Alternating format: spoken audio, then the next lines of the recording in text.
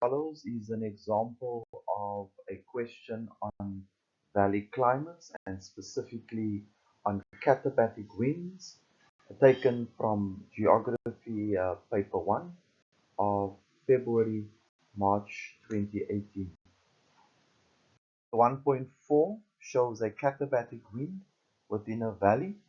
Question 1.4.1, does this wind occur during the day or at night?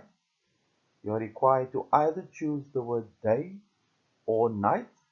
If an anabatic wind develops during the day, a katabatic wind develops at night. So the answer to 1.4.1 is night. 1.4.2, what role does terrestrial radiation play in the formation of the katabatic winds? Firstly, it's important to know what terrestrial radiation refers to.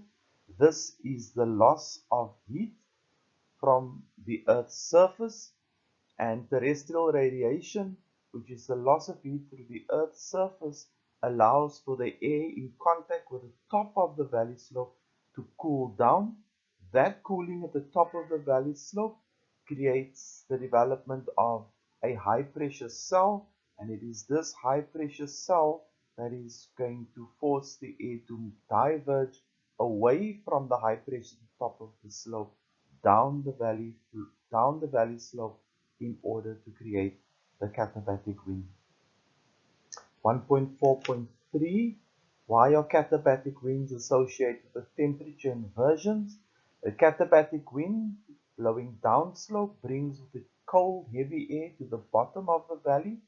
This cold, heavy air replaces the warmer air that was previously on the valley floor and pushes that warmer air higher up the valley slope to create the temperature inversion.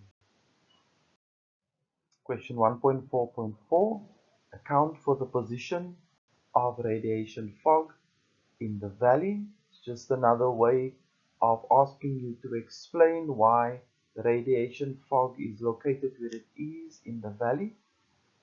Something to remember is just that radiation fog, or fog for that matter, is a form of condensation.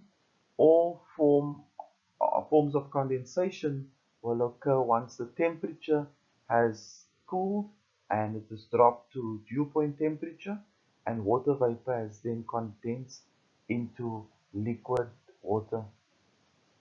Possible answers to the question: the air in the lower part of the valley cools down to dew point temperature. Condensation has occurred in the lower section of the valley, or small visible droplets form radiation fog in the lower part of the valley. The mark allocation is 2 by 2 with a total of 4, and any two of the shown points could have been mentioned as possible answers.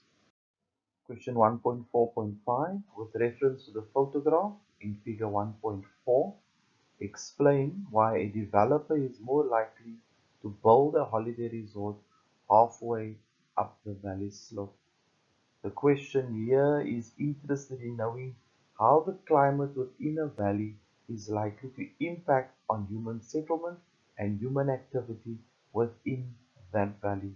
Here are some possible answers to the question. The settlement will be above the radiation fog. There won't be any dampness as it is above the fog that could potentially develop in the valley. The holiday resort would have unobscured or uninterrupted views of the valley, which would be good for tourists and tourism.